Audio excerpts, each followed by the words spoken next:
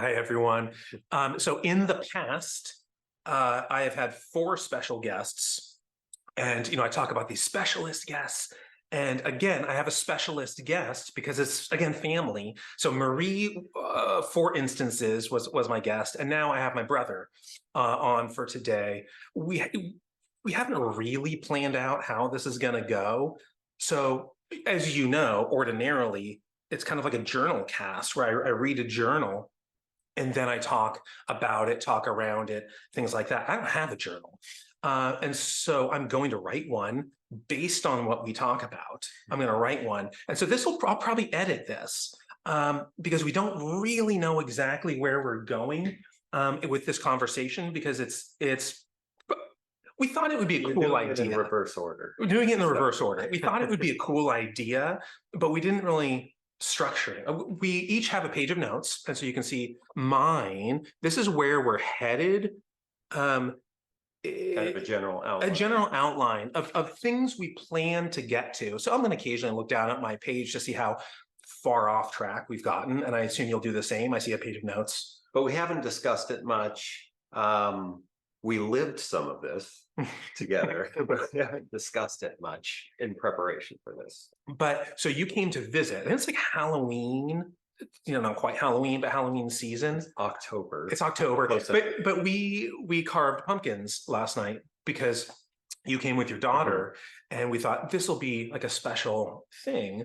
And so we got some pumpkins. We're going to carve up some jack-o'-lanterns. But like what happened was, last time you visited, she made up a word, spug. She did. Yeah, S-P-U-G. She just spug is a word she made up. She didn't spell it. So she didn't spell it, but that's my spelling of her. Sure. Yeah, maybe it has like a silent H and stuff in it. But let's refer to her as Spug.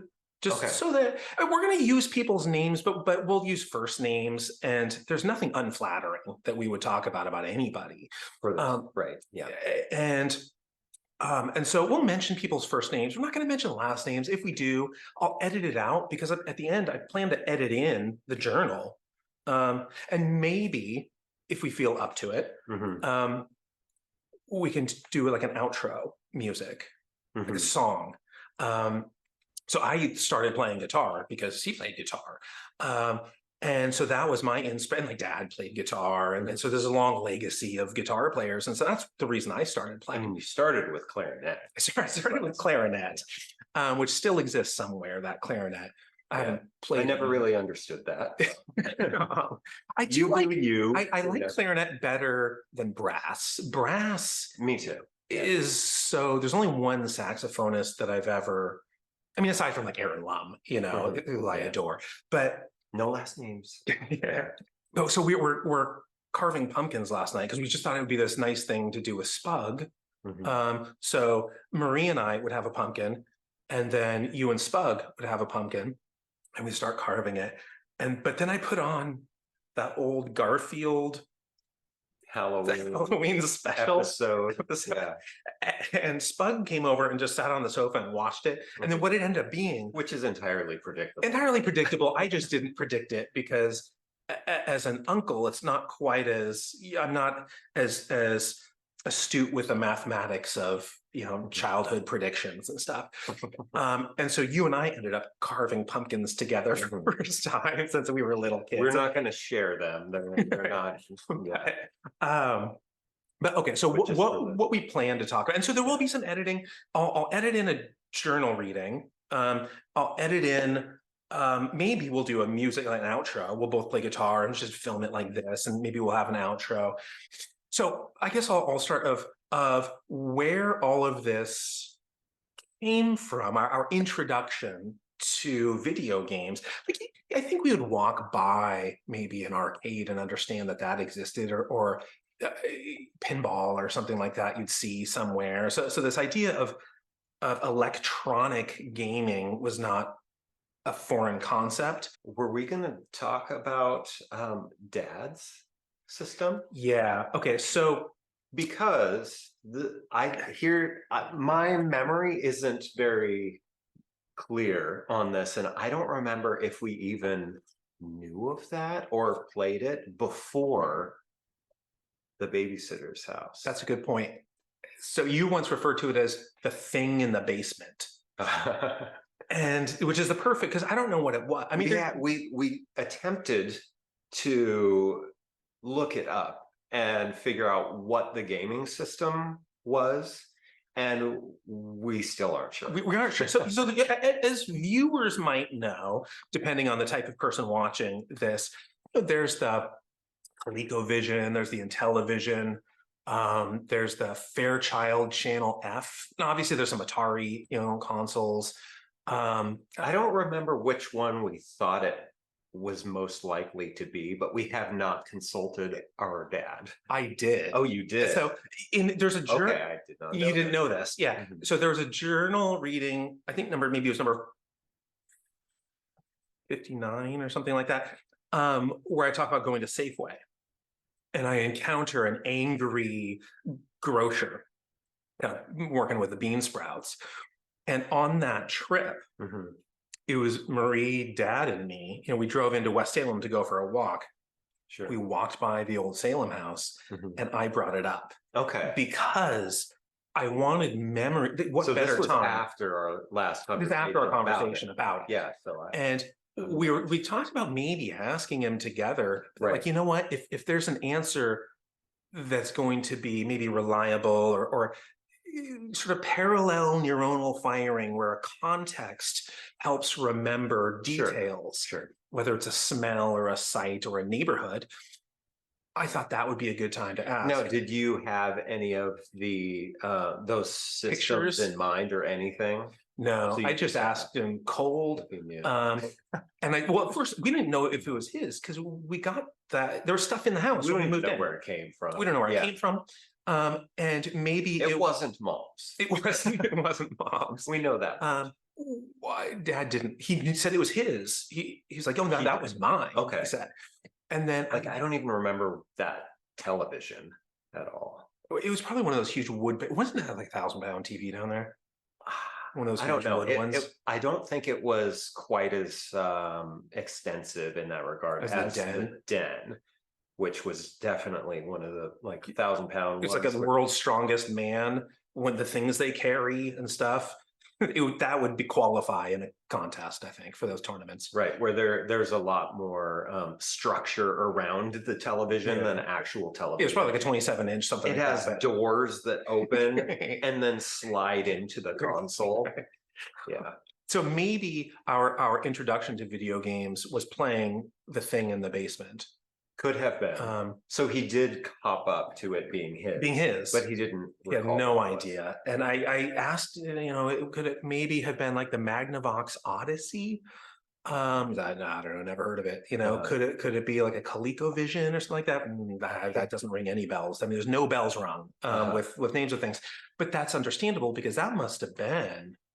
Oh. Well, I know it was a long time ago, but I think it's more understandable because we never saw him play it once. Right. So he must not have connected with it. Yeah. In the way that we connected with the original NES. Yeah, which leads us into where we discovered the NES, and that was the babysitter's house. And I guess it was 86, 86, 87, something like that. Somewhere around there. Because the Nintendo came out in 85 in New York, and then it was 86 in sort of the rest of the country. And I think it was brand new when we were going to the babysitter's house. And originally that just seems right. Yeah, and it was just Mario and Duck Hunt. That's all we had at the beginning. There were games sort of filtering in and out of the house because there were other children there that also had Nintendo systems, but they also had neighbors that had Nintendos. And so sometimes a neighbor's game would be there, or we would go to a neighbor's house while we were supposed to be at the babysitter's house. And we'd go play. At one point I mentioned that to Marie, and she's like, I don't think the babysitter was doing their job. Like you were going right. to other the people's house. The babysitter did not accompany us.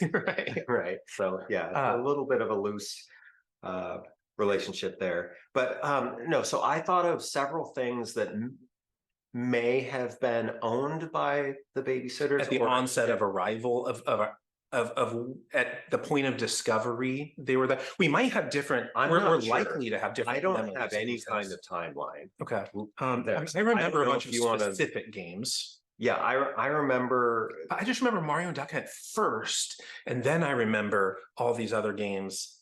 But again, I don't know what the timeline Yeah, is. This is a long time ago. That very well may have been the case because with most NES systems, it came with the Mario and Duck Hunt cartridge.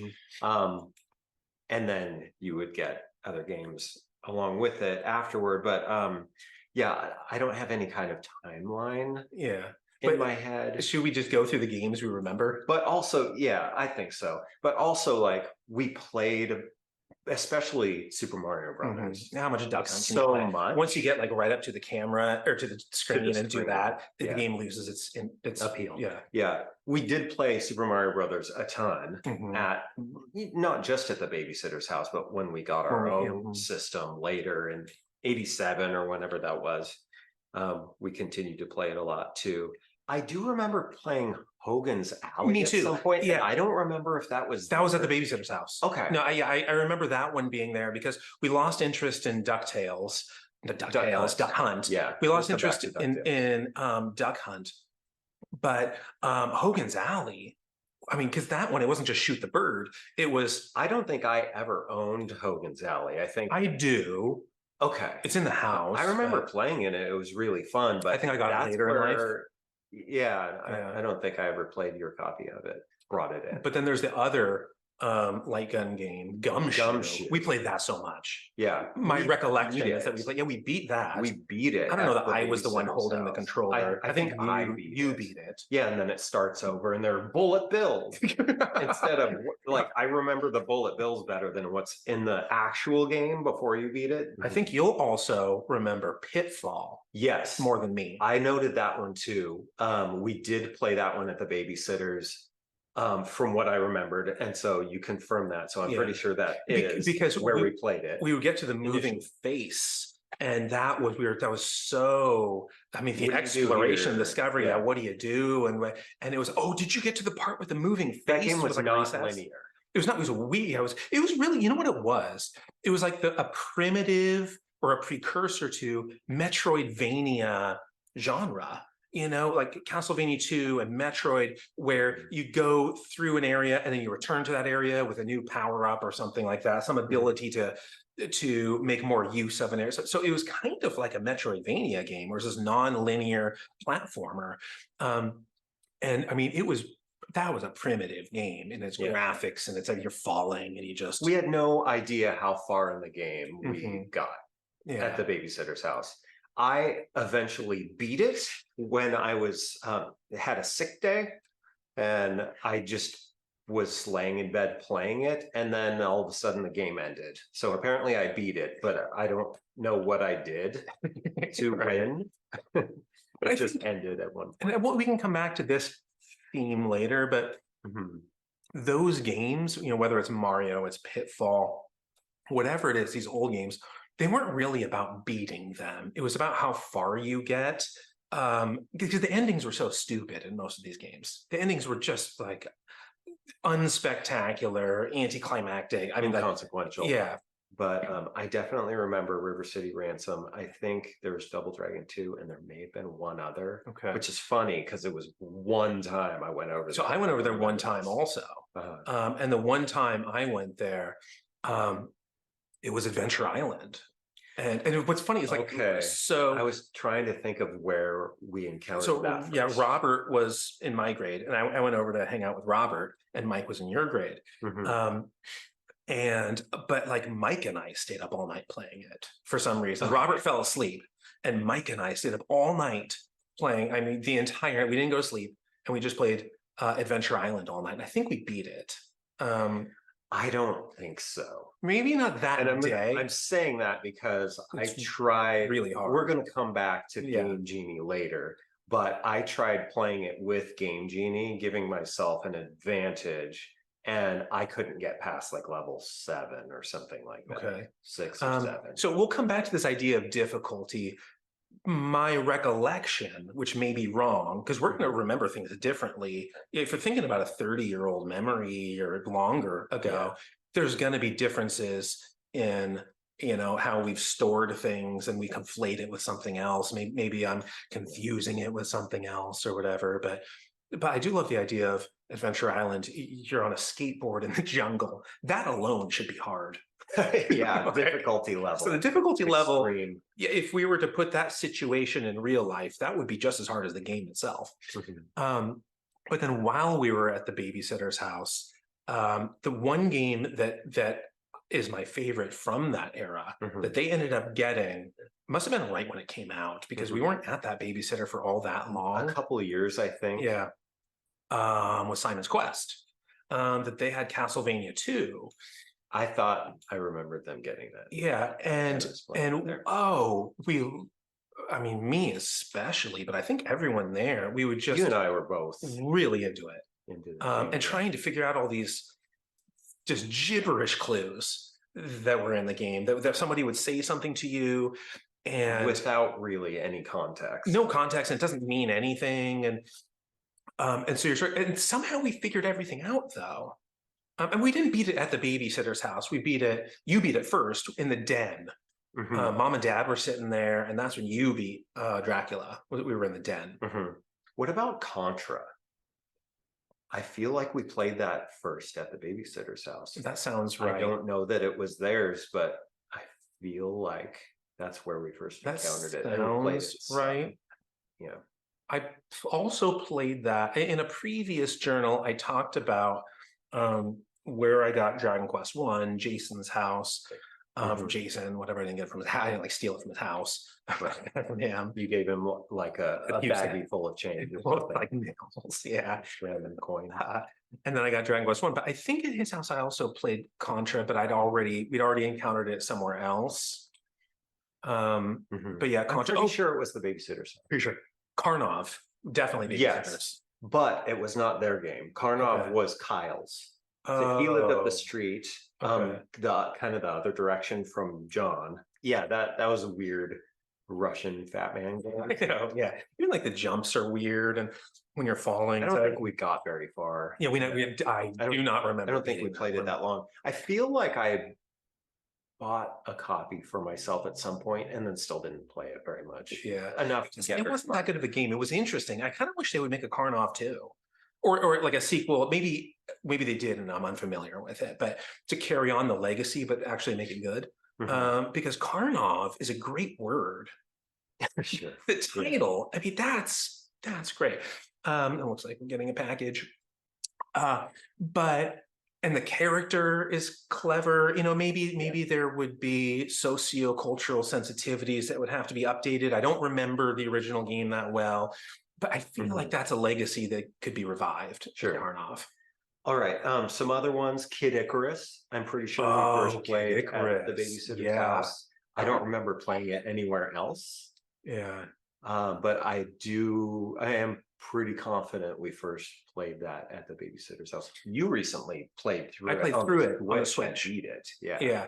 That game is like, I don't know how hard it is, but it's confusing because there's some levels you don't know where to go. It's not just fly up. I mean, there's like, you're all over, you're going down, you're going up, you're going sideways, and it's kind of a maze. And so I did use save states to beat that one.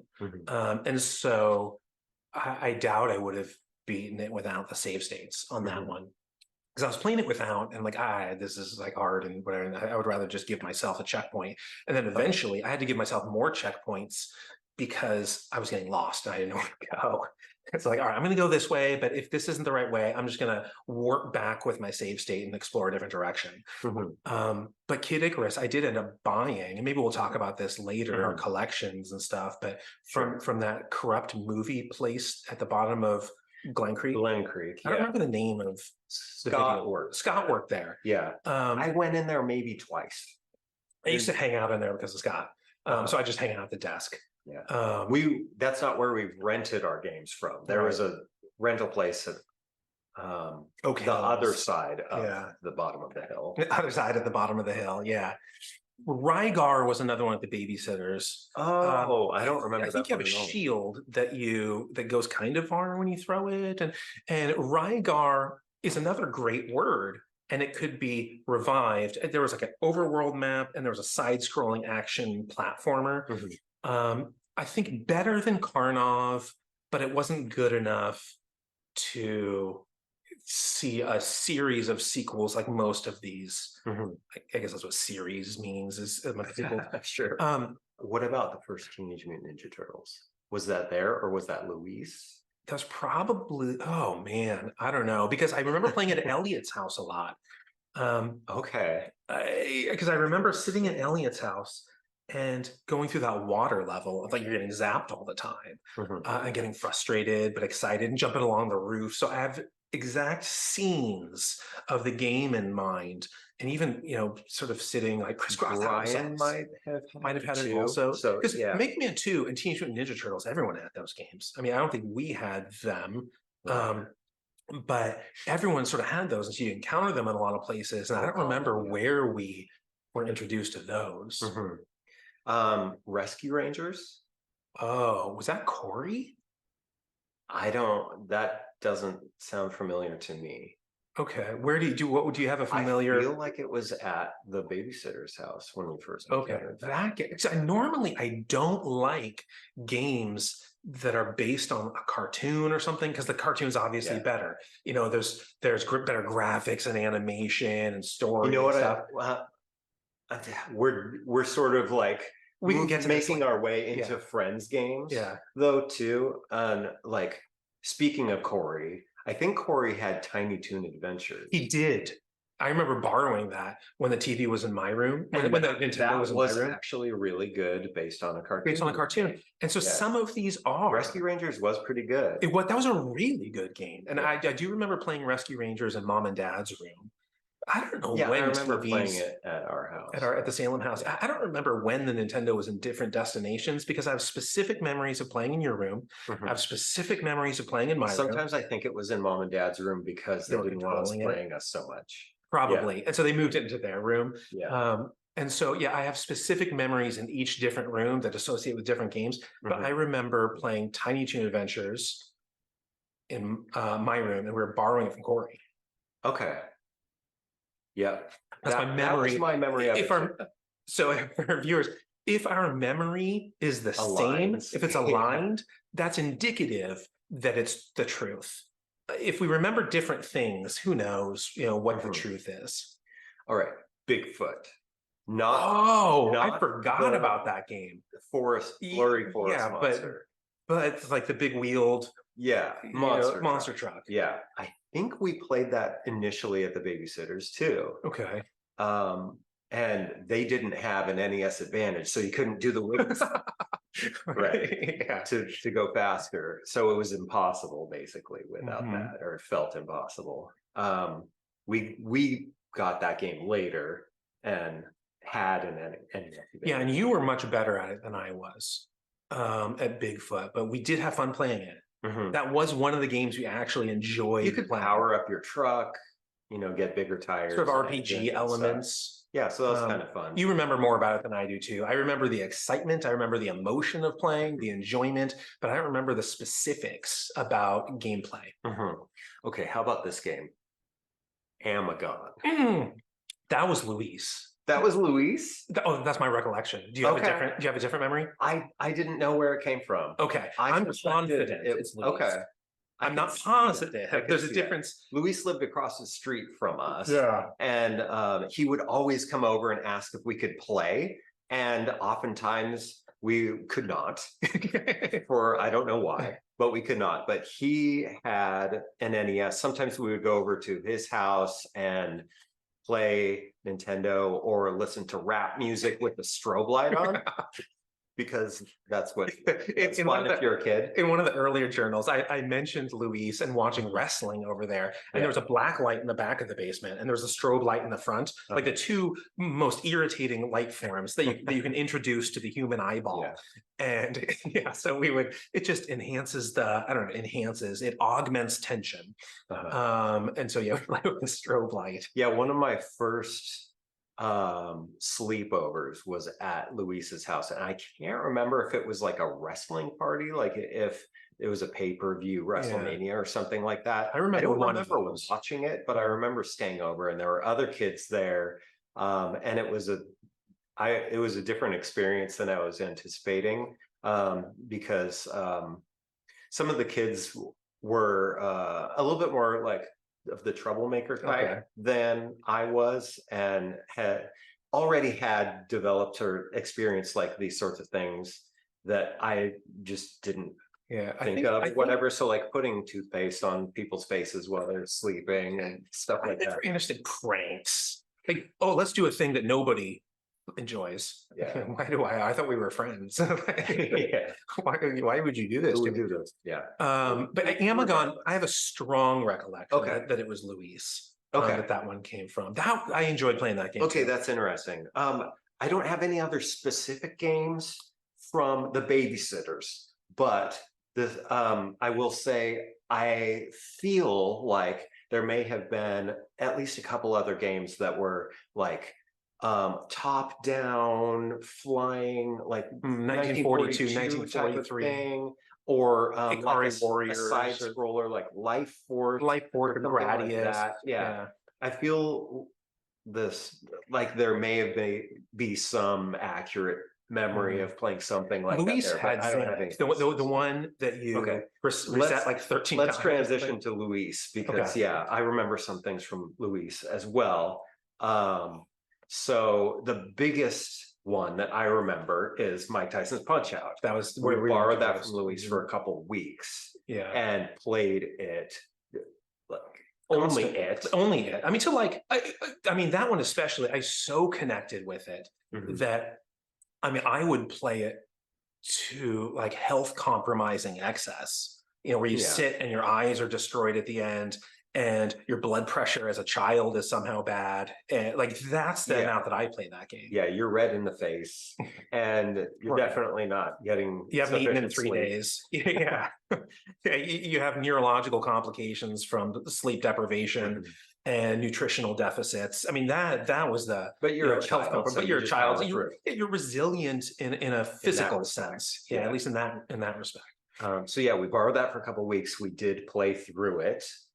I think you beat it first. I think I beat it first, and I have a memory of we're up in mom and dad's room because apparently this is actually it makes sense. Probably the game we were playing so much that was probably why they moved the console into their room, because like this is crazy for a child to sit in front of the TV, like eyes nutty for indefinitely. Yeah, like that's not. We can't have our kids do this. The only thing that they want to do, and they're doing it to excess, and they can't. They won't come down for dinner. They won't like go to bed. Yeah. They won't like. It's a struggle to peel them away from it. Yeah, you say something to them like, yeah, and that's all you can. And as a parent now myself, I completely understand that and try to avoid that. Yeah, not at all costs, because that would be extreme, but I definitely like try to avoid. You probably see from mom and dad's perspective a lot of their parenting decisions. I can relate. You can relate. Whether it's a good decision, you understand the motivation or the goodness behind it, the challenge and the good heart that it came from or something. Yeah, and this isn't with video games yet. I have played video games with Shrubbery or whatever. Spug. Yeah. Yeah. But it hasn't been an issue yet where that's all she wants to do compared to. Yeah, if people see behind us, this is where we're kind of going to end today, is the games that we play together with Spug. But yeah, so not at this moment. We're not ending. We'll get there eventually. Yeah. Okay, other Luis games. Can we talk about Mike Tyson's Punch Out for a second? During this access period, we're up in mom and dad's room, and my first encounter with Mike Tyson, he's on the cover. He's the last boss. There's nobody after Mike Tyson, despite the eventual rumors on the playground that there was a robot with 10 arms or whatever. I remember that. Completely fictitious. And I wonder who started that one, because everybody was like, no, I played him. Oh, I got to him. He's really hard. He has like 6 arms on one. And people would tell stories, and they would have different stories, and everybody, like the robot. I feel like this is not everybody told this story, but it was probably like the kid who stole my pencil that was had my name engraved in it, and then claimed that he didn't and that it was his. It had my first and last name engraved. This is another one where there were siblings, 2 brothers.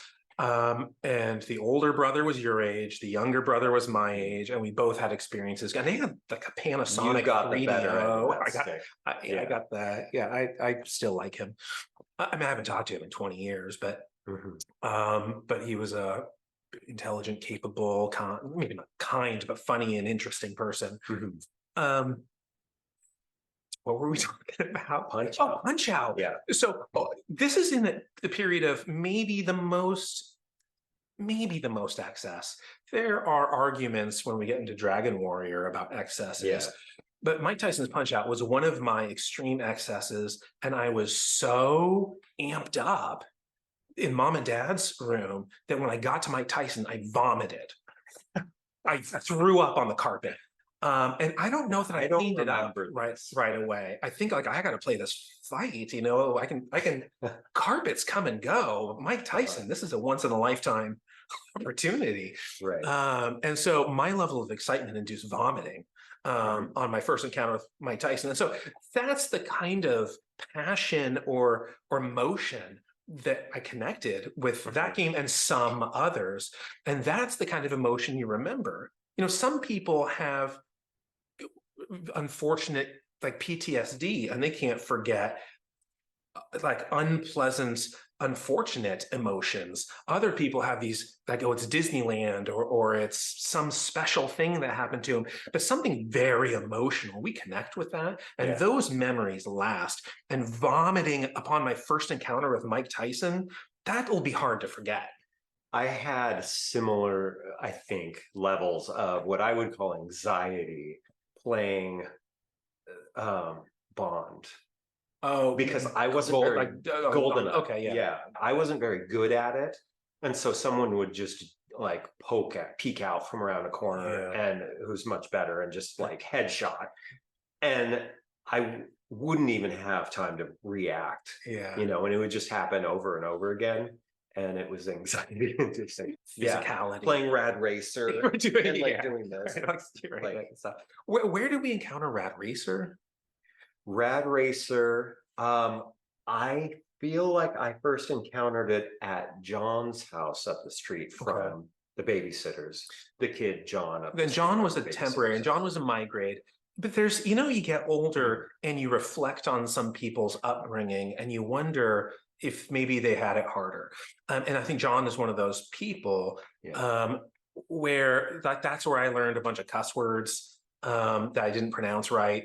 And let's not say it stuff here because there's other connotations to what it's not what I was saying. Something I think mom and dad put something on the fridge that was about one of them that you said. I don't remember what it was that ended up on the fridge. I'd rather this be kind of PG-ish. But so that's where I would go home and like ask what words mean. And that's like one of the words was this, I was pronouncing it wrong. And that's the one that went on the fridge.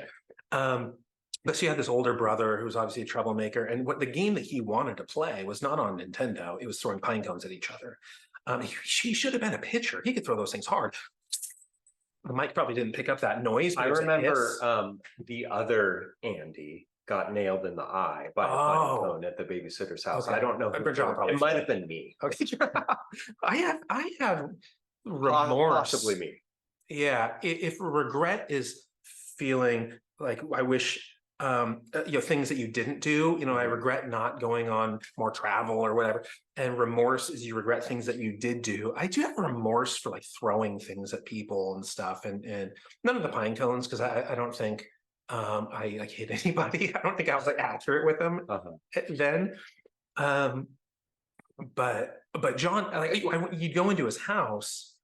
I was gonna say though about the pine cone thing, like I think I All of remember the these other. children are voluntarily engaging in the Pinecone War. Mhm. So when Andy got hit in the eye and ran and told on Yeah. whoever hit him in the eye, felt a little bit cheap. It's a little cheap if you're like, if you go to, You realize what you're getting yourself. if you go into, right? paintballing, you might get hit. Yeah. I mean, that's part, or like if you go play Like football, that's you the might get purpose. tackled. Yeah, that's what you're signing up for. Anyway, we don't need to like. So I went into his house several times, and what was weird was it was only ever him. Occasionally his older brother was there, but there was never any parents. And the house was so filled with toys that you couldn't see the floor. I mean, they were on top of each other. There were piles of toys, and who has toys and that amount of? I mean, there must have been turmoil or parenting issues, or there's a divorce and competing pair. I don't know what it was, but the dog was so misbehaved. I got bit and I had a scar for years. And but then there was a room with a Nintendo in it, and the only game I remember playing was Ghosts and Goblins there. I can think of well, Rad Racer, I think I was initially introduced to there, but I can think of two others that I'm fairly confident we were first introduced to there. One of them is Kung Fu, and it's just like ninjas lined up waiting to come at you. Yeah, and it's either up or sweep, just run, and then they just fall away, gone forever. Yeah, It's one hit, and they just like fall off the screen. Yeah, you kind of feel bad for them. Yeah, so pretty bad game. But then the other one I remember is Gauntlet 2. I don't remember what Gauntlet, but I think it was 2. So yeah, I remember playing that 4-player. And really, that's a primitive game with bad graphics, and it doesn't really make. But at the time, it was unique, and you're encountering it's an exploration that you were going through. And oh, look at the texture of this floor. You know, look at the colors of these blocks that are preventing these enemies are blue instead. Yeah, but it was enjoyable for like a 4-player couch co-op. Another game though that we played at a neighbor's house of the babysitters is Metroid. So Justin was down the hill. It's kind of magical woods. You know, when you're a kid, environments that have a bunch of trees seem somehow it was a cool hill. Like it's like a steep the babysitter's yard was forest. Other than there was like a trail almost like around the house. Yeah. In their yard. It was not particularly developed. And then their driveway was really steep, and we would go down skateboards like on our knees, and I got a lot of skin knees there. Yeah. That's when we weren't playing the NES, but we played red light, green light, or whatever. But yeah, so down the hill, you could sort of snake through you don't go on roads, but you just go through the forest to get to Justin's house. And he was in my grade, but by the end, I think you were probably closer with him because he was involved in music. He would go to your shows. Yeah, what's interesting about Justin is he just had this sort of mysterious, dark personality. And we would go down to his house, and it was dark in there. It was, I mean, there's sort of no natural light, and you're in these deep woods, and we're in a basement, and we're playing Metroid, and the creepy alien music, and you're walking around, and so part of that emotion of that game is Justin, who I think it's safe to say, we're not going to say his last name or anything, but he did die. We went to his memorial. And that secures that memory for me a little bit more about Metroid, is that the person who introduced it to us had a really short life. But Metroid that game was just weird. Spooky, and it was like Castlevania 2, and it's Metroidvania, whatever. It came out before Castlevania 2. But there was like the parts of the levels were weird, and the boss enemies were Mother weird. Brain, the enemies, everything was weird, and the music was good, but it was eerie. I just felt like that was Justin's game, that one. Some other games that I remember, or I'm pretty sure came from Luis. We had Snake's Revenge, which was Metal Gear 2. Now we're talking about Metal Gear 2 first. Yeah, we'll get to we'll come back to the first Metal Gear. Metal Gear 2 was Snake's Revenge, also on the NES. And Luis had it. We had Metal Gear first. I don't think Luis ever had Metal Gear. I don't know if he played it or borrowed it from us. Maybe he borrowed it, but Snake's Revenge was pretty cool actually, We because liked there it a were lot. different The side-scrolling there was kind part of where you're in the water, the sort of above view, but then you had the side scrollers where you were going through a building or something, and you go down had to underwater, crouch and down. but you're like crawling Yeah. through water, and you're losing life, and you.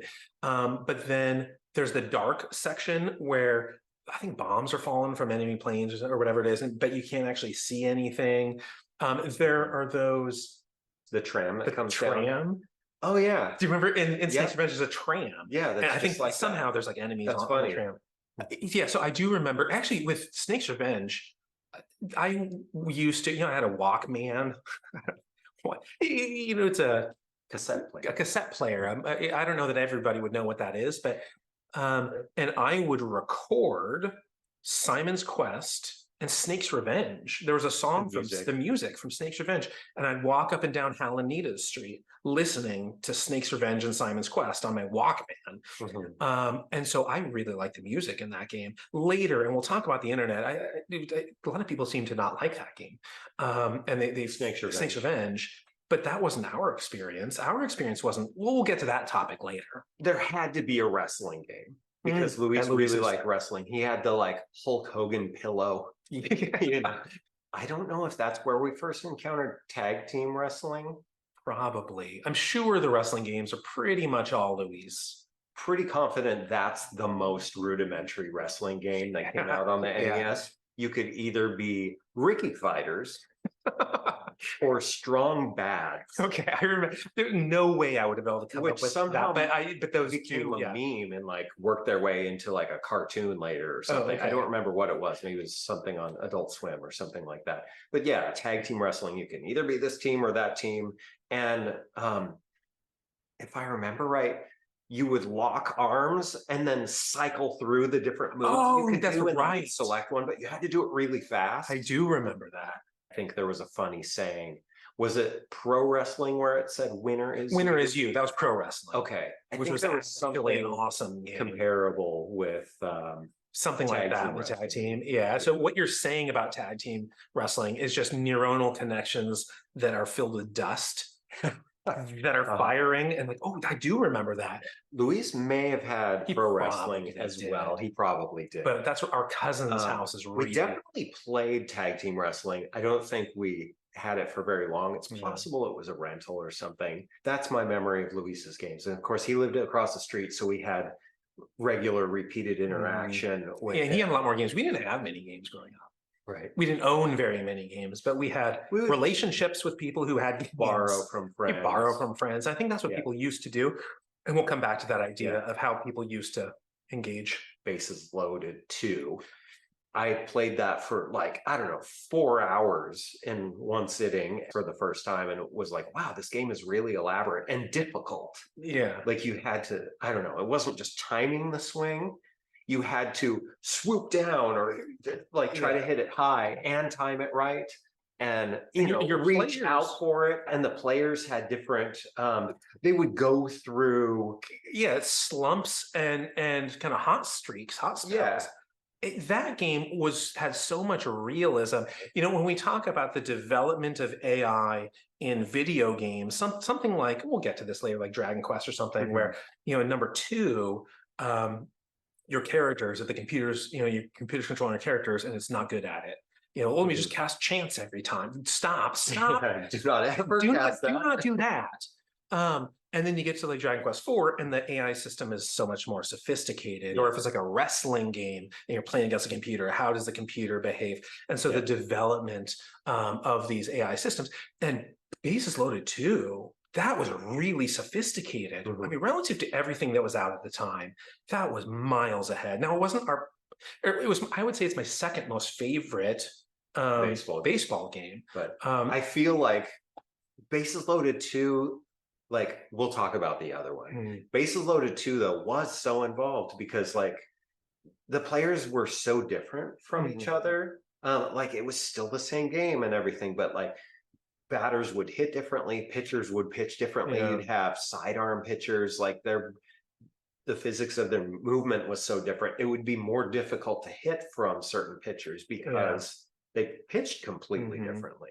And then, of course, when someone would hit the ball, it would switch to the field view where the camera is like a mile away from the field, and your players, you can barely like, see them. They're tiny, and of course, it's 8-bit graphics, and so it's you can't distinguish player to player on that camera. But Bases Loaded 3 had a better fielding system. The game wasn't as good. the game stunk. Yeah. But the graphics were better, and the fielding presentation I thought was good. Yeah, Bases Loaded 2, great baseball game though. I don't know if it gets the recognition that it deserves. I don't think it does, because I baseball think game. it was like a strategy game. You know, I mean, it's maybe like Dungeons Because and Dragons. you had your bench players, and they might be going through, they might be on fire, and your regular roster manager is in a slump, and so Yeah. you can pull them and put somebody else in who's having a hot streak. Right. Right. A really impressive game. And Yeah. this is another one. You It would wasn't have- Mike Tyson's Punch Out, but Yeah. I mean, my lineup. And how old were we when we were playing this? My lineup was Dell, you, Bates, Binder, Norton, Cutler, Seigan, Baxter, Goody. I don't know if it's pronounced good or Goody, Goode. Right. And you can look up what, you can look those, that's my lineup. And the last time I played that, we were kids, and that's how meaningful managing that team was. And I would write down all my stats. I would keep elaborate streaks of ongoing extra base hits and batting averages and throughout the season, so I could be a better coach. I mean, it was involved. Yeah. What about RC Pro-Am? Was that John? I think the corners. RC Pro, when you go The around the sounds. corners, the Yeah. sound, and so that is, sometimes music connects with people. The sound of those corners, I will never forget that. Yeah. That was a great game considering it was single player only. Whereas RC You're right. Pro-Am 2, that's a game where you could use the 4-player adapter. And you could, if I remember right, you could actually play 4 players somehow. Because there's only the one screen, right? Yeah. It's not like split screen. You hadn't sort of invented split screen yet. Yeah. Brian had Jaws. Oh, which was an I awesome guess. game. Yeah. That game was really Awesome good. game. And again, from a Short. movie. You encounter Jaws right away, basically. That's like the final boss. He's just there the whole time. Yeah. We had a lot of fun with We that had a game. And lot of that fun was, playing again, that like game. Rescue Rangers and Tiny Toon Adventures. They did have good games that came from other forms of media, entertainment media. And Jaws was one of them. And it was actually good. Ghostbusters. That was one of the ones I remember. Another short game. Another short game. All I really remember is that stairwell. Yeah, the game just does not last very long before Zool shows up at one of the buildings, and like you basically have to go to that building because time is running out or something. It's like, so you go there. Stay Puft guy in it? So you have to climb 27 flights of stairs or something like that in this building where it's just from the side, and it's the screen is moving upward as you go up a stairway and then across the floor. There's nothing else in this building except for these stairways and the floors, apparently. And there are ghosts that are just sort of randomly moving around. And if you touch one, you're dead. And you can get stuck. You can find yourself stuck. And if you die, I think you just have to start the game over. Okay. Those And so unforgiving. Some of those NES games are very unforgiving Yeah. and random. So it's not so much skill as luck. If you can climb to the top of the building, and then you've got Zool at the top who you're fighting against. Was it like Booze, where you're not looking at them and the Booze move? You look at them, they freeze. They freeze if you freeze. Okay. They only move when you move, from what I recall. And there's like 3 of them, and they're just sort of floating around the building or the screen. They're just sort of following the screen as it goes up and moving around a little bit. I have vague recollections. You can only go forward or backward, and it's either up the stairs, down the stairs, or left or right on the floor, and that's it. Okay. But it is like many flights of stairs before you reach the That's all I roof. remember is like, this is really tall. Yeah. like somehow that occupies the bulk of the gameplay. And it's like the worst part of the game. But you get to Zool. It is cool though earlier because you're driving around in the car. You go from building, you decide I want to go from this building to this building. I remember. I want to catch some ghosts, or I want to go to the store, and you can buy new equipment or upgrade your equipment and whatnot. That's the most fun. But it's just like if Zool shows up, you just have to go climb the stairs to. Okay, all of this Zool is from what I remember. I'm remembering. And I only got to Zool a couple times. I can't remember. I feel like somebody beat the game at some point. I don't know if it was me or whatever. Yeah. But yeah, like there are sort of two different screens from what I recall. The upper screen, once you're on the rooftop, is Zool's up there and you can like shoot your laser beam or whatever. Or if you go to the bottom screen, you're looking over the edge of the building, and the Stay Puft Marshmallow Man is climbing, and it'll just kind of get bigger as it gets closer. So you have to defeat Zool before the Stay Puft Marshmallow Man reaches the roof. Something like that. Two more games that I'm pretty sure Brian had. I think he had Rampage. Oh, that's where Rampage came from. Okay. Yeah. I remember staying up all night defeating if I remember right, the first city like Fresno. I think it's Albuquerque. Oh, is it? And the reason I am thinking that is because he was born in Albuquerque. Okay. And so there's like I know it's in the game, there. but you like Oregon is at the very end. And you get to Portland or something like that. But right at the beginning, it's like Sac and Fresno. And so he's sort of trampling around through this area, destroying things that don't at all resemble those cities. Right. Yeah. And every city looks sort of the There's same. There's 4 buildings. Yeah. In every city. But it was still enjoyable. It was still an interactive game to play with other people. It's not as much fun by yourself, but with other people. Yeah. The last game that I thought of that Brian had that really resonated with us, Battletoads. Okay. I didn't know where that was from. It makes sense that it was Brian.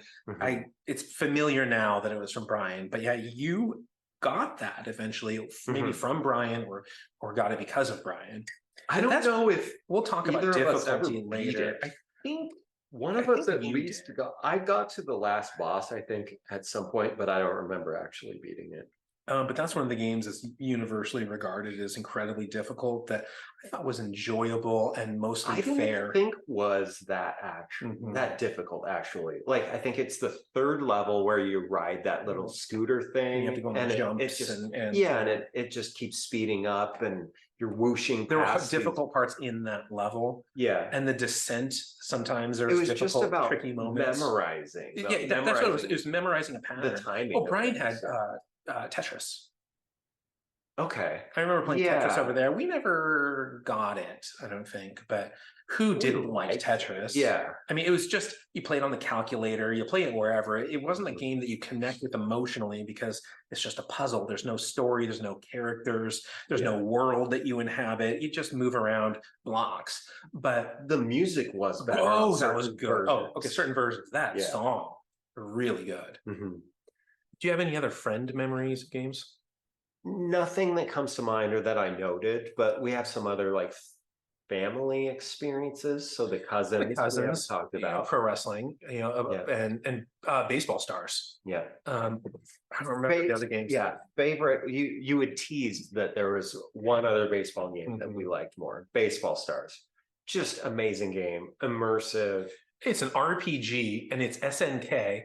It looks like maybe I spilled. It's a SNK. Kind of a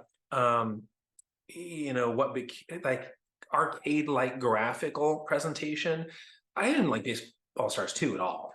Other people I think liked it. We played it at some point. It had no personality. Yeah. Baseball Stars 1 was just a massive personality and this RPG Baseball with lovely Stars 1 and referenced classic like baseball players, like real baseball real players baseball on players. the one team. Yeah, and then there's also like a team of like the ghoulish thing, and there's lovely ladies, and Yeah, there are all these different themes. themes Yeah, of teams, and then your own team you develop over time and build up. And I developed them all to be just huge, Yeah, $1 million you can players. manipulate the game by resetting it because you get enough money or whatever to purchase a new player, and you try to get the one with Oh, that's right. the most stats that- opportunity. But then you could also like reset it if it wasn't right. Yeah, because I think when you went to purchase new stats, it was kind of random. Like there was a window of random numbers that it would give you. So you could get like, you could power them up 6 slots or like 2 or something. It's so sort of like a reset strength it until seed we in got- Dragon Quest. Yeah, a so life seed, strength seed, and you just you reset try it to get the your most 4 bang for your buck. Right. We played that a lot at the cousin's house, and then we got our own copy. Mhm. And they had pro wrestling. You remember? I remember think it they well. had Yeah, pro yeah, I remember playing that That one. sounds right to me. And like that's where like the Amazon like chews on them, and the Starman, Yeah. the pink jumpsuit, and Mhm. Mr. Hayabashi or whatever his name is, and so there's such interesting characters in the game that you Panther can guy. you could do this sort of body slam or kind of a suplex thing and throw them out of the ring from inside, and then you climb out and get or run and jump and land on them and beat them up a little bit and then run to get inside the ring. Yeah, that one was Yeah, each character had their own unique special move, which their ultimate move was that they would have. endearing. Yeah. So we're taking a lot of time on NES and Yeah. nostalgia, but there is one other game that we were gifted, and we don't remember. I know what you're talking about. We're not sure Mhm. who gave it to us, but it was the first Metal Gear, which we referenced earlier. Yeah. Classic game, meme-worthy game. Oh, like on the second screen, I feel asleep. Yeah, The guy's sitting there, the everyone's enemy is smoking. just standing, It's smoking sleeping. a cigarette just in the middle of a jungle. In the middle or of the jungle, something. saying, I feel asleep. Standing up, not leaning against anything. Yeah, He's just kind of up, snoozing. upright, erect, asleep. Yeah, and you you go kind of sneak up on him. Yeah. Punch him a couple Yeah, times. and then you go down a couple screens, and the truck half started to move. Yeah. But yeah, mom and dad would sit there with us with that game. My memory is that I think it you're was probably right. from Grandpa Bob, Mhm. which is super weird because the only other gifts we ever got from Grandpa Bob and his longtime girlfriend were it came from either garage sales. Yeah, I might have changed my Ninja Turtle figures from garage sales. Yeah, Missing clothing pieces and weapons and stuff, but still, we were still appreciative because it was awesome because we didn't have much of that sort of thing growing up. And we really liked Ninja Turtles. But yeah, garage sale stuff, random weird garage sale stuff. The Ninja Turtle stuff was the most normal, or like a tub of maraschino cherries from Costco, like a huge one. Yeah, we get these like giant maraschino cherry tubs. Just We'd also fun get stuff those like that. round tins of butter cookies. Oh yeah, what you would typically think of as sewing storage. Right. Like, yeah. those actually came with cookies. With cookies in them originally. But yeah, so I think it did come from Grandpa Bob, which is super unusual, but almost makes sense. Like he was in World War II, but we never talked to him about it. He wasn't inclined to tell stories about it. And that's not the kind of thing one pries at. Yeah. I mean, I think there are experiential sensitivities that you just don't want to breach with those things. But it would make sense if Metal Gear would come from him, and why mom was watching us play it. Do you want to I'll pause it and we'll take a break for a second. Okay. I'm like out of water out of both mugs. But so I'm going to pause, but for a commercial break, and then we'll be right back after these short messages. All right, welcome back. You know what I bet YouTube will do? There'll be some algorithm that it actually inserts commercials there. That wasn't on purpose. We didn't insert commercials there. You know, I paused it and then I unpaused it so we could like pee and refill our things. Where do we leave off? I think we kind of completed our friends and family and all that. Family. So other than Grandpa Claire and Grandma Yuki gave us Simon's Quest. That was one of them Oh, for my that's the birthday. game that they gave you. Okay. Yeah, that was my birthday They game. did give us something. That was it. I Yeah. remember that now that you mention it. So Simon's didn't Quest even came think from of that. them, and I couldn't have been more excited about that one. There's nothing better that they could have. Here's a house. Like, no, I'm going to sell that and buy Simon's Quest. Mhm. And I think that probably completes friends, family. At the time, like, what? I have no interest of leaving this house in West Salem. Where did we discover Bubble Bobble? So that was, yeah, that's a good question. That was one of the ones that I noted down, and I was trying to remember where we played it first. It could have possibly been the Babysitters, but I'm just not confident. I have no idea where it was first played, but We might have rented it first. We very well could have rented it. We probably did. We probably rented it. And that game I thought was way better in a similar feeling as Mr. Do. Mr. Do was more Pac-Man-y, I think, but in my recollection of Mr. Do. It was kind of like Pac-Man. It was still fun though. Yeah. Digging through and trying to collect things and avoid whatever the monsters. Yeah. So let's start with Excite Bike. You started to. I started with Excite Bike because that's one of the games where I realized it gave you the option to build your own tracks. Yeah. And of course, that's all we did was just build our own tracks.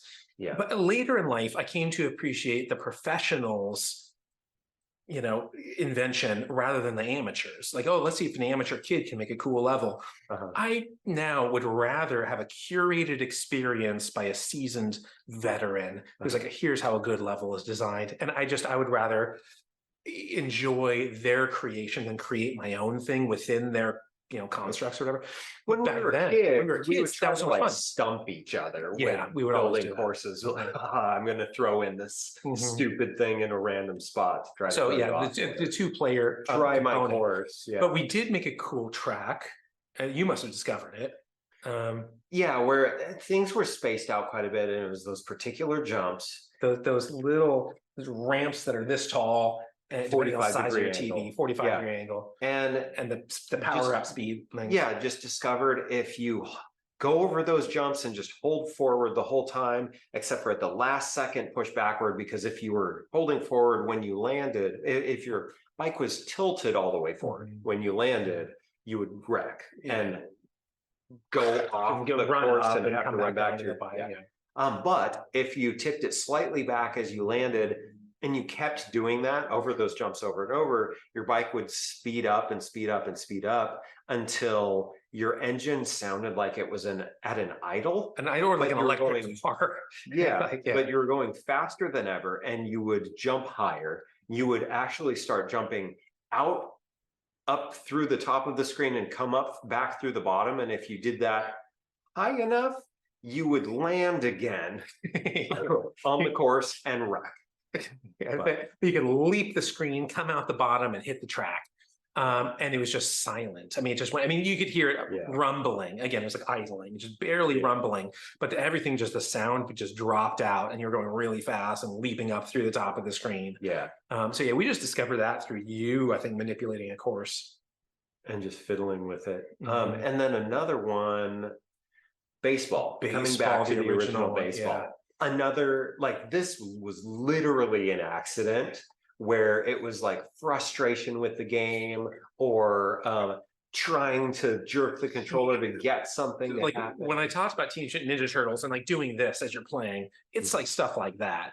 We're jerking the controller around, and the controller, and whoever was pitching, jerking the system jumps and like, and whoever was the pitcher, did that, and the controller partially unplugged, and not all the way, but it was still functional. It was still functional, but you pitch, and it would go like 1 mile. 1 mile an hour, and then it's getting close, and you could just curve it. Like, oh, you're going to swing here. Let me curve it 20 feet, and so it just became this weird pitching mechanic when the controller was half unplugged, and so we giggle about that, and it's only fun for so long because it's just like a complete novelty. It's the novelty, but it doesn't enhance the game. Yeah.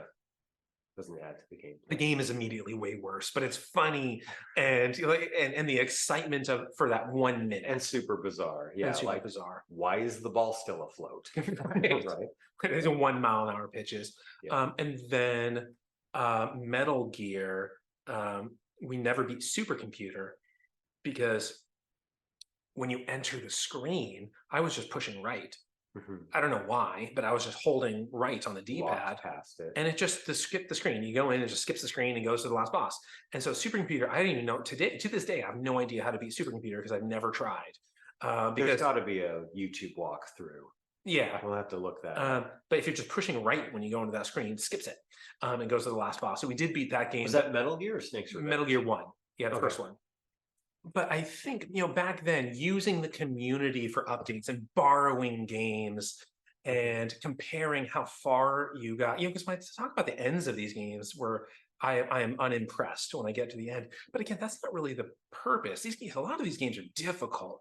And to make it to the end of the game is an achievement. And like that's the Right. achievement. And so you're talking on the playground about how far you got, or oh, here's how you beat that part, or like when you and I would play through a Dragon Quest game at the same time together apart, Yeah. we talk about where we are and that cliff thing in Dragon Quest 6. We And would watch each other. Oh well, yeah, Yeah. there. Or we too. watch each We other would play it. through at the same Yeah. time, but we were in different places. we're in different places. When we were kids living in the same house, of course, watch it's each a other. single player game, and so we would watch each other. And so, but I think today with all the digital downloads of games and it loses some because you can't like, oh, let me loan my game to you on my digital download. So it loses some of that community. It picks up other parts of a community by being able to, you're in Portland and I'm in Stockton and we can still play together. And so there's a community that is held together, but it's a different from a couch co-op. Yeah, There's a game you actually didn't bring up, Lolo, and I don't know where we encountered Lolo for the first time. That might Probably be rented that one. Probably rented. But something like Adventure Island or Lolo, yeah, where I see these for the first time, and I'm like, astounded by this design or the personalities of the enemies or the gameplay or the game design, whatever it is. Encountering those in the wild, and so I think there are some reincorporations of the wilderness, where it's like a Pokemon Go or something that has some part of that. But I think a lot of games were better because of the wild. If I just read everything about Lolo and saw gameplay and then went and played it, I wouldn't be interested. But I think something else is different between the old games and today's games. It's difficulty, the challenge. Now, some games are like famously hard, and I don't think they're as hard as people think. Battletoads maybe is, but it was a hard game, but you could get quite a ways into the game, without using Game Genie or something like that. It wasn't that challenging. It would take some time, and you'd have to practice some. You have to practice. Get to know the speeder bike level. You just memorize that stuff. Yeah, you'd memorize it, so it would take time to memorize it. But it certainly wasn't impossible. It wasn't impossible. We beat that level fairly easily. Once we just memorized. Like you play and then I play and then you play, and we're watching each other. And okay, at this point I do this. At this point I do that. This many times. Yeah, you count and then you do bob and weave. Yeah, and as long as you have like average dexterity, it's totally fair and possible. And I would say the same for Contra. Why does everybody think Contra is so hard? Now the Konami code helps. It would be pretty hard without it, but everybody knew that code. And you get 30 lives and you're going to end with like 24 of them, or and so it's not that hard. I thought the game was totally fair. Now some of the games that were harder, and people also talk about Teenage Mutant Ninja Turtles 1 as like a really hard game, and I don't think there are some really hard parts that were hard, but again, it was just like having the motivation or the interest, maintaining your interest long enough to do it enough times to figure out, get the dexterity or figure out what you needed to do. Like the swimming level in Teenage Mutant Ninja Turtles was challenging, and you had to complete it within a short amount of time. And like there were parts where you were just gonna get electrocuted by the seaweed for whatever reason. The jellyfish, like but it seaweed. wasn't impossible, you know, Mhm. and like I Take a little I don't damage there, think just I don't take actually damage elsewhere. beat Teenage Mutant Ninja Turtles, but I did at least get to the end Yeah. one time.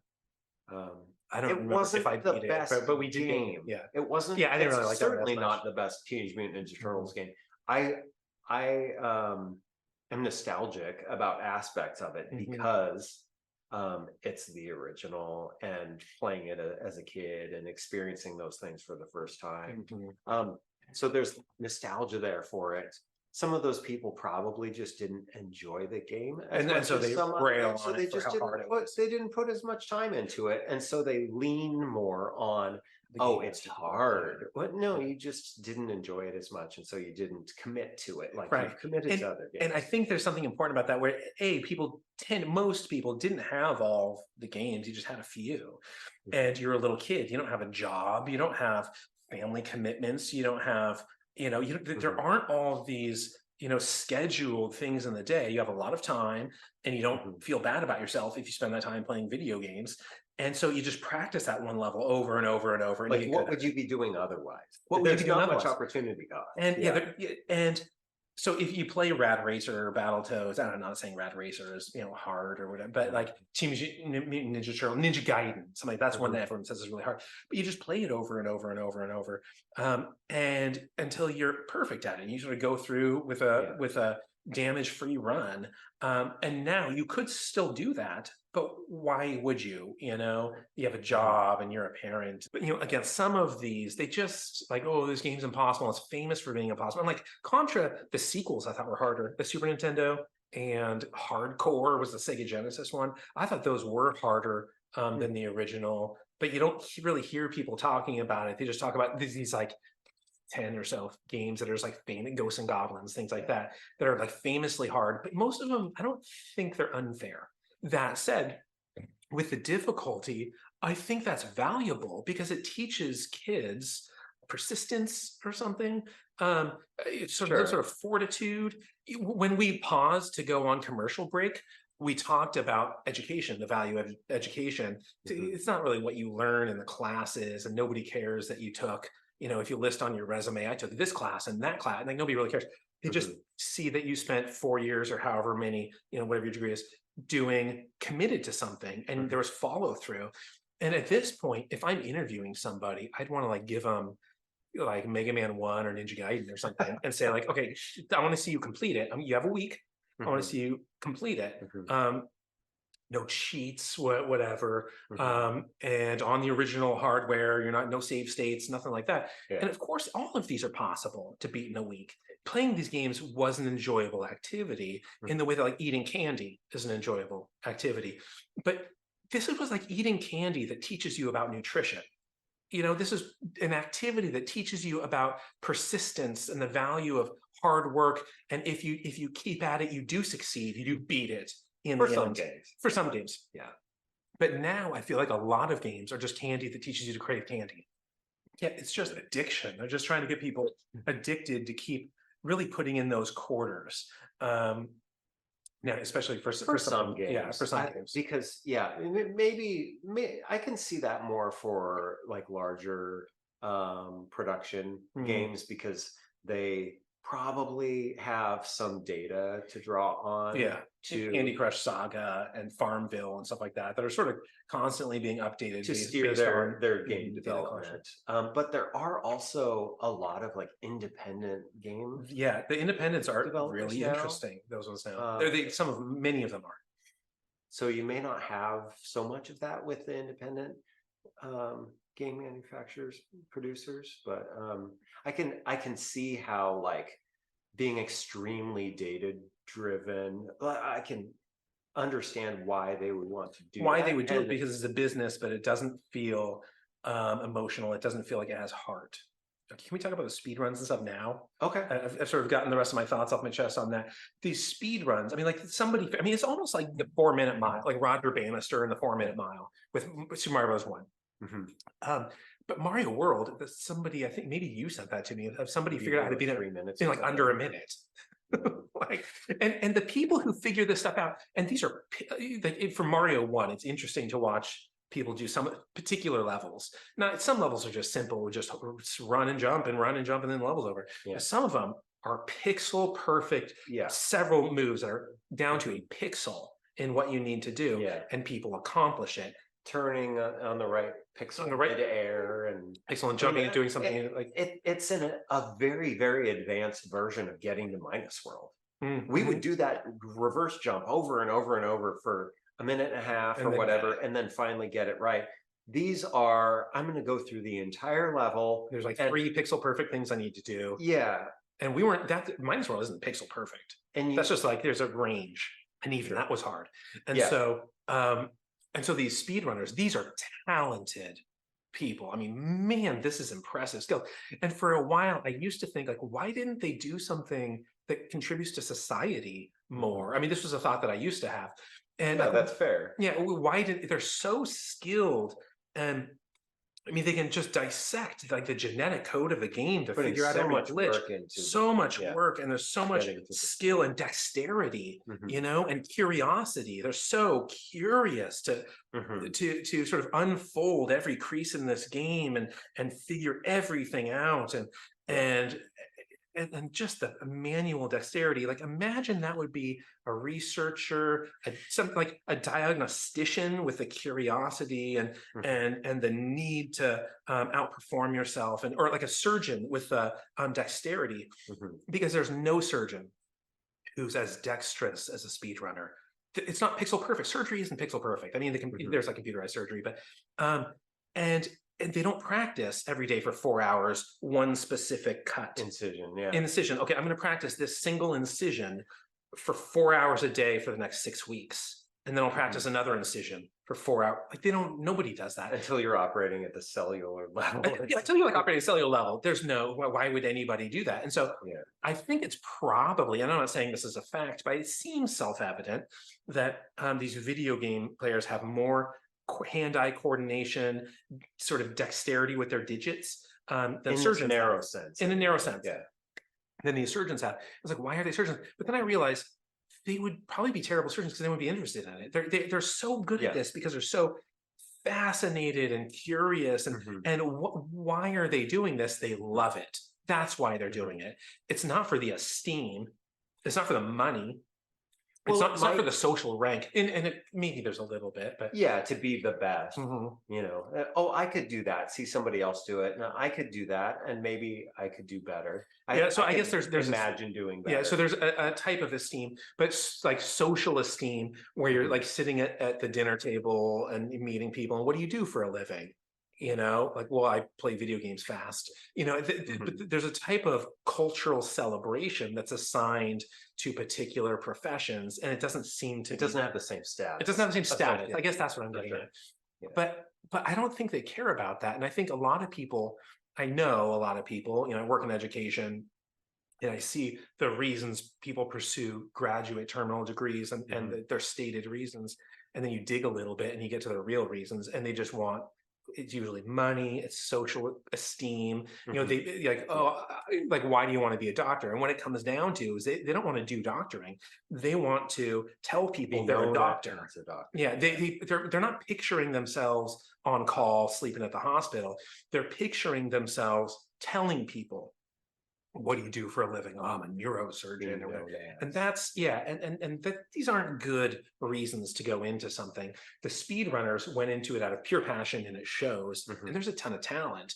And so I no longer have doctors, you know, we need whether doctors. They're going into it for good reasons or not.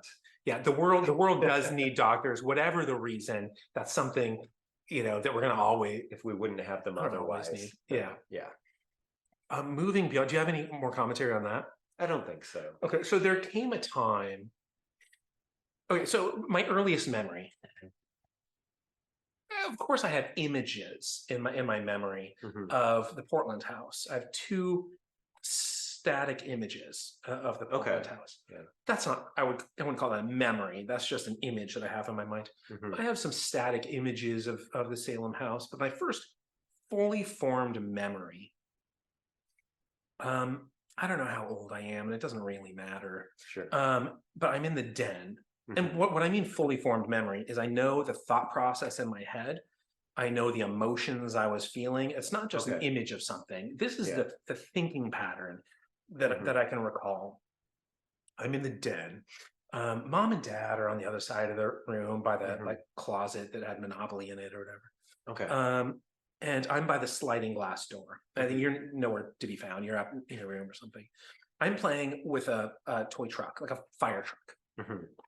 At the time, it felt huge, but it's probably the size of a shoe or something. And I'm playing with it, and I think it was yours. I think your fire truck, and I'm rolling it back and forth. But I had this, I followed you. We talked about how many months apart are we? 16? 16, It's yeah. really close. So I had this 16-month window into my future. Growing up, I mean, some of your clothes are like hand-me-downs that I was wearing and whatever, but when I would see you go into a grade and then I would go into that grade, I knew what was coming because you just did it. You get into Little League and then I get into Little League. You get into music and then I get into music. And so I had this prophecy, this living prophecy showing me the direction that my life would go, and what was ahead for me. But as a part of that, I saw things not just that you got into, but that you got out of. And I would remember, again, this was a powerful memory of playing with this truck and realizing that you didn't play with trucks anymore because I think this was yours. And you didn't care about it. I'd ask you, do you want to play with Tonkas or something? And no, whatever. It'd probably been a couple of months that you didn't care about these things anymore, and you had no interest in playing. And I'm pushing this thing back and forth with this epiphany just like washing over me. And it was just this sad moment of knowing I'm not going to connect with this truck anymore. Do I connect with it now? I do. I still connect with this truck. But I know it'll end because it ended for you. And everything that happened with you ended up happening with me. You got out of toys. I know this is coming from me in like 14 months or something. Maybe a couple months had gone by. And I gave it up that day. That was the last day I rolled around a truck. Because what I thought, it was sort of a mature thought, at least my recollection of the thought was mature, is I could just keep doing it and go as long as I can appreciate this thing. But it's like maybe somebody's in like a bad marriage and they know the divorce is going to happen. They see it coming. They see it coming and they're just going through the motions. And that I'm like, you know what? I'm just going to stop now. I'm done with this experience. And so I did that with toys, specifically little trucks. And then you got out of video games and you were selling your collection, and we were older, and so this was later in life, but you did sort of giving it up. And I like, oh no. I mean, the fear hit me. It hit me like a fire truck. The figuratively, but literally too. That like, oh no, I'm going to get out of video games. But I didn't really care about trucks because they're utilitarian, they're work truck, they're whatever. But you didn't video have games, much emotion. I didn't have much emotional attachment, so I was okay giving it up. But video games, I was living in those worlds.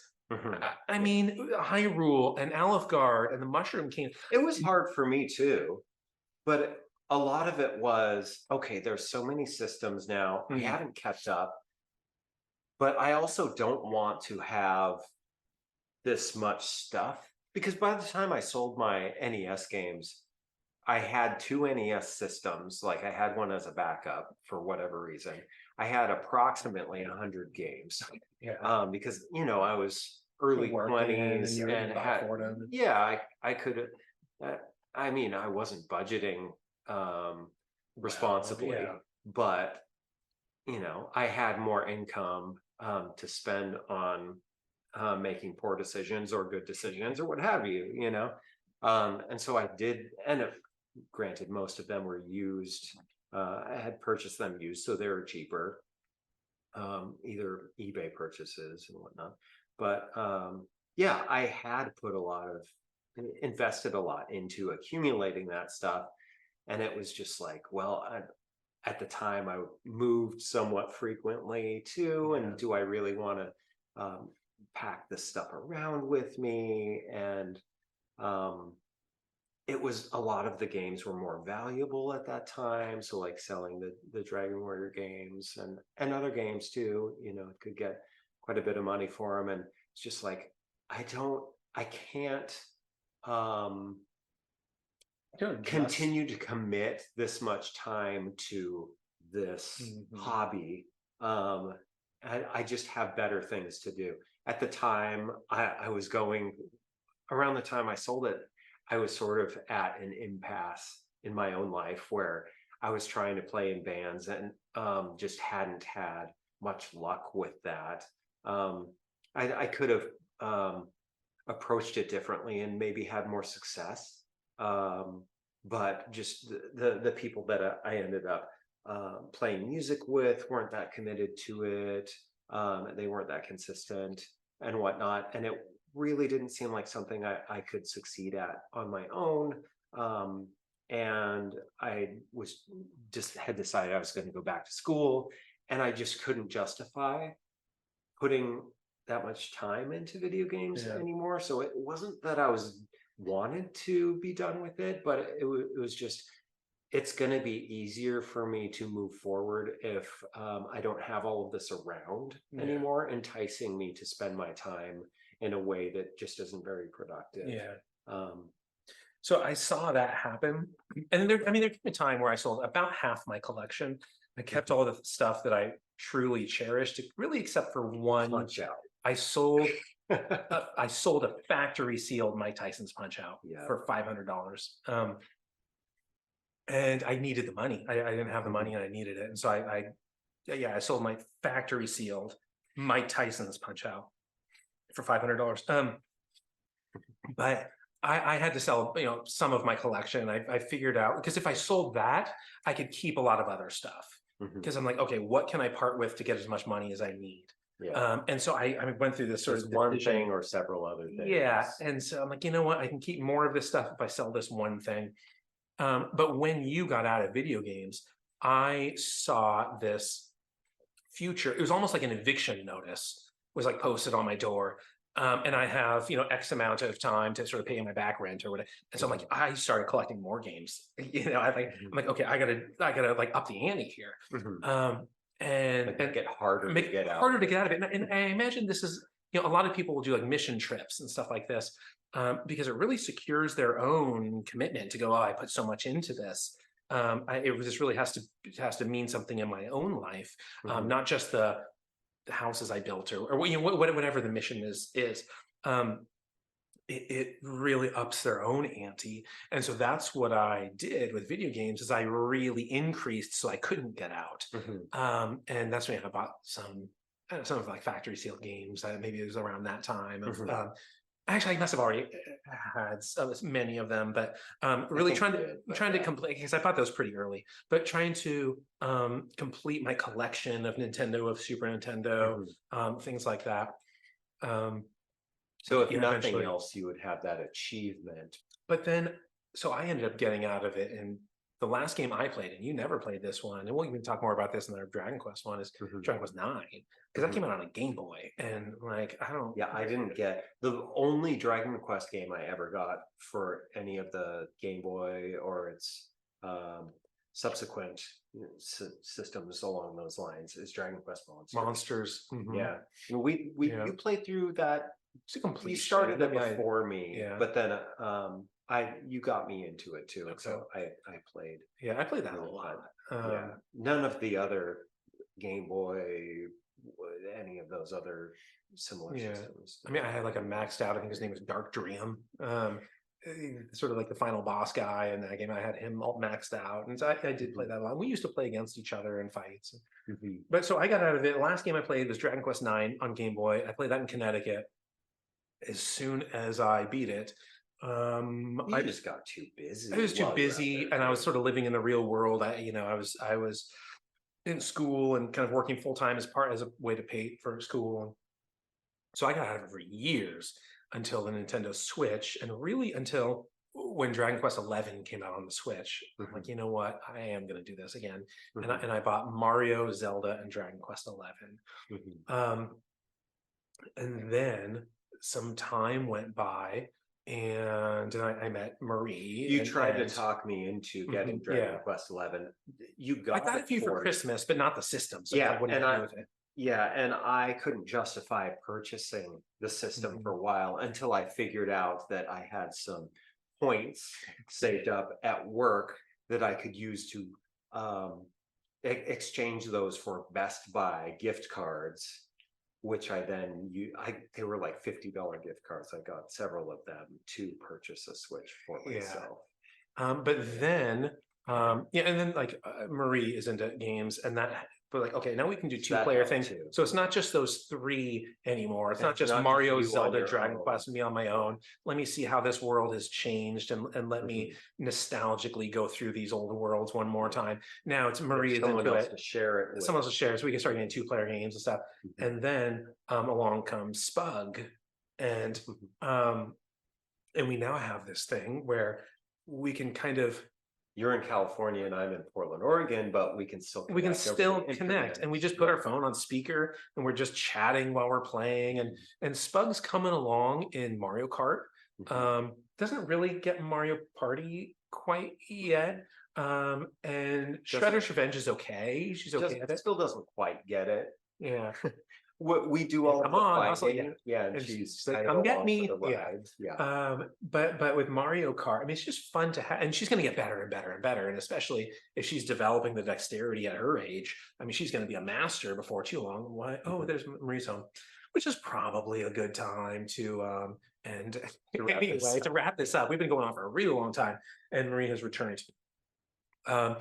And so, but I think it is nice to have to sort of end where we began, of little kids in discovery, and to have Spug share some of our experience and excitement and all of that with a newcomer.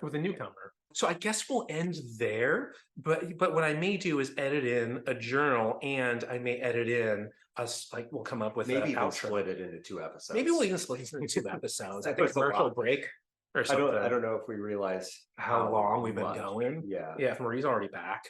Okay, so with that said, it was I've been like looking forward to just having you here in general, but this was so nice to be able to relive our youth in a way where we're both coming up with memories that maybe the other person is just reflect on that and share with each other, because we've talked about it some, but we've independently put more thought into what we think might be worth discussing, and some of those experiences that I didn't remember that you've shared, and vice versa. Yeah. Okay. I hope everybody else has great memories of their own, and they have a place where people they can share it with, new generations, old generations, whatever. Bye, everyone. Bye. Welcome to this point in the journal. You're at least an hour in. I haven't edited yet, but my brother and I did the conversation that you've been watching. Maybe you just skip to this point. And this is the journal that I'm going to share now that I wrote based on that conversation, which will be edited in by the time you see it. One quick note, this word primer, I say primer. I get that some people pronounce it primer, and I hate that pronunciation, but you get to do it that way. And I even wrote the sentence to permit it in terms of the assonance. So primer, though, grinding for beginners, or primer, though, grinding for beginners. So you can pronounce it either way. I'm a primer guy. Journal 61, Halloween, October 31st, 2023, the importance of grinding. Hi, everyone. In 1989, Halloween changed forever. That was the year I acquired Dragon Warrior. I gave my friend a sack of nickels for it, and on that day, my appreciation for grinding was born. Without grinding, I couldn't level up. And without leveling up, I couldn't explore the world and own fancy things, like a silver shield or a flame sword. Dragon Warrior was just a primer, though, grinding for beginners. Advanced grinding was introduced in 1990 in the form of Dragon Warrior 2. The gameplay was onerous compared to its predecessor. It tested the limits of children's patience and persistence, but I loved it. At every point in the game, I was ludicrously overpowered. After profiting so much from grinding as a descendant of Erdrick, I wondered if the rewards would carry over to real life, so I tested the behavior on Halloween. I made maps of the neighborhood. I plotted my zigzags. I left before sundown, and I grinded until no porch was lit. By the end of the night, I had 2 pillowcases worth of merchandise. I sampled my bounty, a Twix, a Kit Kat, an Almond Joy, but most of it was sold to my classmates who didn't bother to grind that night. The last time I RPG'd Halloween was 1992. I was in the 6th grade. It was getting dark, but some porch lights remained, so I kept knocking. "Trick or treat," I said to an old lady who answered the door. That's how I thought of her then, although she was probably the same age I am today. She was holding a plastic bucket with a few pieces of candy left in it, which she did not offer me. Instead, she barked, "What are you doing here?" I was confused, so I said, "Trick or treat," again. That's when she informed me that I was too old to be out begging, and if I didn't scram, she'd call the cops. In retrospect, I had no reason to be frightened. What would the police have done to an elementary school boy trick-or-treating on Halloween? At the time, though, I thought they might throw me in jail, so I ran home and stopped forever. True story. But I learned a valuable lesson. Grinding on Halloween gets you way more candy. That must be the secret to success in everything, I reasoned. Eventually, I ground my way through graduate school and became a professor.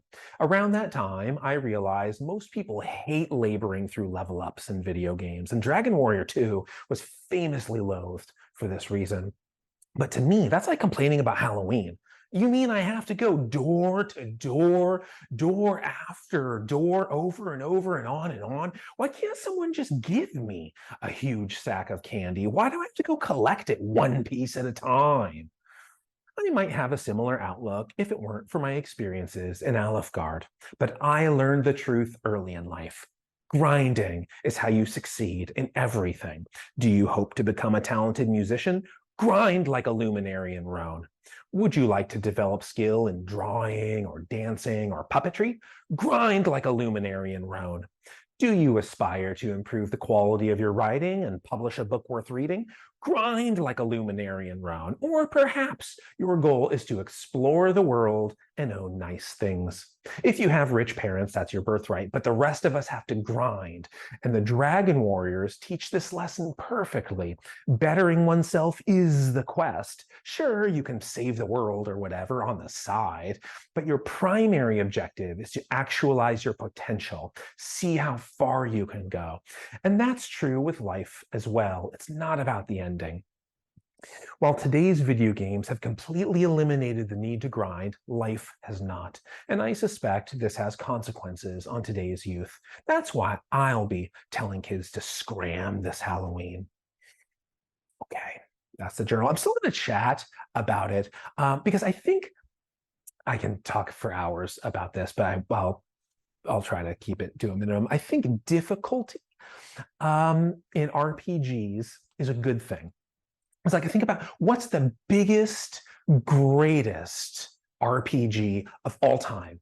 Right? It's life. Life is the biggest, greatest RPG of all time. And like your character, your character goes through this adventure and encounters increasing challenges. You know, it's like first grade, second grade, third grade. It's like high school, college, career. Maybe it's in sports, there's different things, or in, the arts, there's different, but you increase these sort of gradations of challenges until, accepting tragedy, until you encounter the greatest trial of your life. That's different for everybody, but we all have a biggest trial in the course of our lives. And if you've prepared, if you've been preparing, if you embraced grit and prepared, you should be able to triumph, in that situation. And so when people complain about these sorts of environments or journeys in an RPG, I don't get it. Like that's like, people who my assumption, maybe I'm wrong, but my assumption is those complaints come from people whose homes are filled with grind-free candy. And that's not profitable. That doesn't end in a happy place. Those sorts of upbringings, I don't think. What I think, right, would be at least would be an indicator for success, let's just say in a PhD. In a PhD program, what would be a really good indicator of success? Did you get the Sword of Malice in Talon's chapter? That, like, obviously you have to have played Dragon Warrior 4 or Dragon Quest 4 or whatever for that to apply. But if I saw that on somebody's resume, and I was going to bring somebody into my lab, my research group, I would be inclined to include it, even if their background in the natural sciences or statistics or whatever kind of a relevant background, even if that's a little bit weak, that's easy to teach. I can easily teach somebody science. Teaching grit and like fortitude and ambition, oh, that's hard. It doesn't have to be like RPG, like it doesn't have to be a specific Dragon Warrior.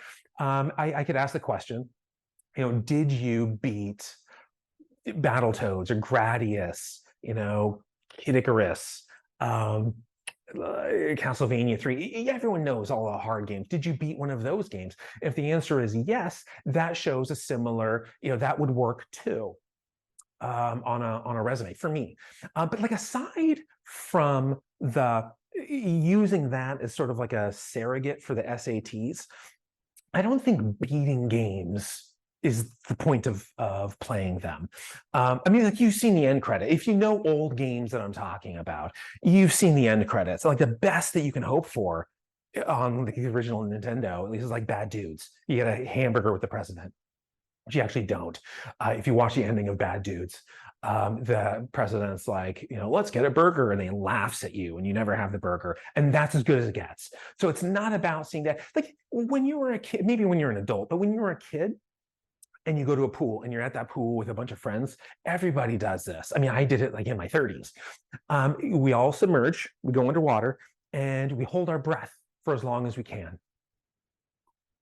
Try to relax and outlast your friends. The last person to surface gasping is the winner, right? And like a game like that, nobody is like, well, holding one's breath underwater, that's a game I aspire to complete. That's not nobody, right? It's about how long you can last. And the same is true for video games. It's how far you can go. Then the same is true for life, but in video games, at least when I was growing up, it was playground chats about like, oh man, the Grim Reaper, or maybe like somebody stuck on Mr. Sandman or whatever it is. And like, oh no, I was stuck there yesterday. Here's what I did. And there's this community forums. And we exchange. Yeah, it could be advice, but the main thing we exchange is encouragement, right? To keep at it, to keep up the grind. And that's a community. That's a mentality that serves you so much better in life. Life ends in a much happier place with a community like that and a mentality like that. Although I would argue it's still not about the ending. Okay, so that's it. That's all the thoughts I have on the subject. And let me show a couple of pictures though, because in the video that I was talking with my brother in that conversation, I mentioned our pumpkins, and I do have a picture of my pumpkin and the side of his. So I'm going to show you this. So that's my pumpkin. Everybody who knows Dragon Warrior, Dragon Quest should know what that is. And there's Pigpan right there. And then while Spug didn't actually carve a pumpkin at all, she did do a chalk drawing, and it very well could be a Dragon Quest monster. I have no, I think it's supposed to be a person or something, but like it has navel and a couple of nipples, and it's kind of scary in a way that I approve of. So that's it. My brother and I did do a musical outro. We didn't have much time because Spug went down for a nap. Like, quick, let's come up with something. And then she came up from that nap a minute later when the guitar started playing. So we came up with something quick, and it's very typical me, kind of a bass line, but I'm muted a little bit, so it sounds more like a bass. We're both playing an acoustic guitar and different guitars, we're not like strumming the same thing. And then he did the lead, and so we played for a few minutes so he could figure out. I came up with a little bass line, he came up with some accompanying part. Very much sounds like me, and it very much sounds like him, although it doesn't really sound like outro music. I still think it works. So I guess all I have left to say is my hope, and because it's Halloween, I hope your like whatever lanterns are carved better than mine, and I hope your Halloween is filled with magic. like a witchcraft or what, or better, because it's not always going to be Halloween for people. I hope, since we were talking about nostalgia the whole time, my brother and me, I hope in like years ago in your youth that you planted so many like joyful acorns, and then all these years later they have sprouted and matured and grown into these giant nostalgia trees. That's what I hope for you. And now my brother and I will play a little tune for you. Okay, bye everyone.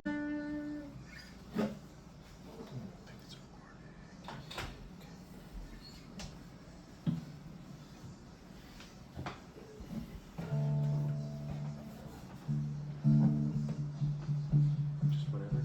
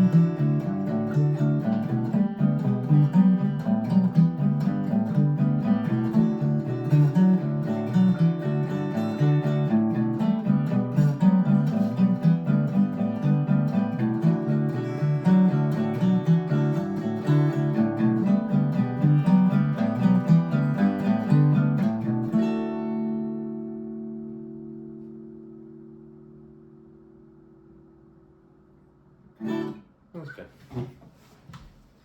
It's all right. I hadn't figured out